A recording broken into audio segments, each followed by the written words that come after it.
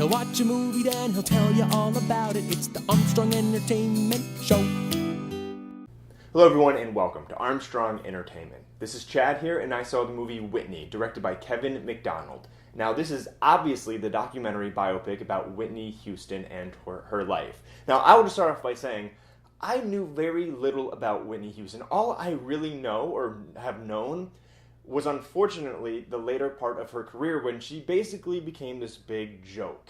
She was just on drugs, she was on that reality show Being Bobby Brown in like 2005.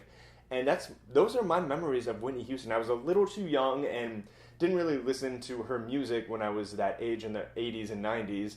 And I only knew of her in the 2000s when she was basically a train wreck. So it was very interesting to see this biopic documentary because I love documentaries so freaking much. Whenever I learn about something, whenever I feel like I'm learning about people I thought I knew, like Mr. Rogers, the Won't You Be My Neighbor documentary, I loved it. I love documentaries, and I was super duper excited to see this one.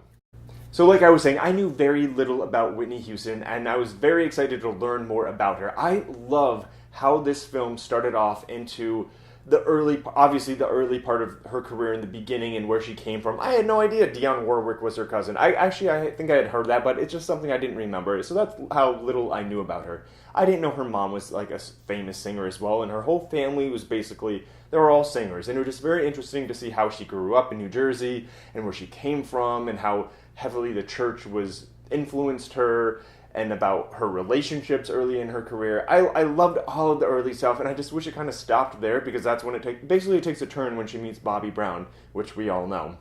But it was just so beautiful to see like how full of life and happy she was and motivated, and she was just so amazing. And just listening to her, it made me respect her so much. I just was shocked by her voice, and then just it's so heartbreaking what happened, and I understand why it happened to a point.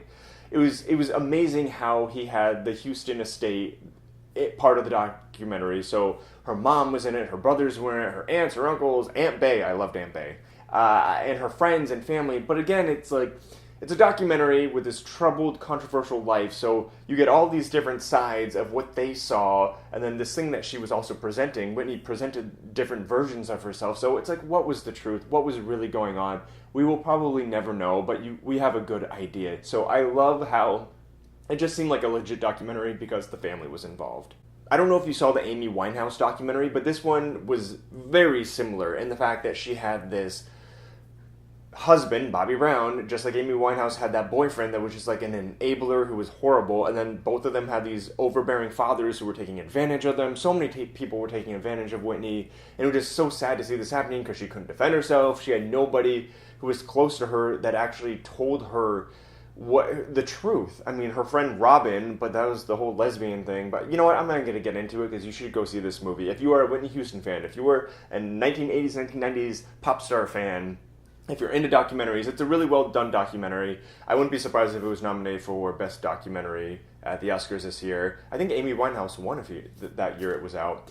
You'll definitely enjoy this film. I was pleasantly surprised. I enjoyed it immensely. It was just heartbreaking and sad, and it also made me happy, though, to see where she was. And I am renting The Bodyguard right away. It is in my Netflix queue. It's number one because I'm so excited to see this movie, which I haven't seen in like 20 years. So it's called Whitney. You should definitely go check it out this weekend. It's playing in multiple theaters, if not more, this coming weekend. Go check it out. Until next time. He'll watch a movie, then he'll tell you all about it. It's the Armstrong Entertainment Show.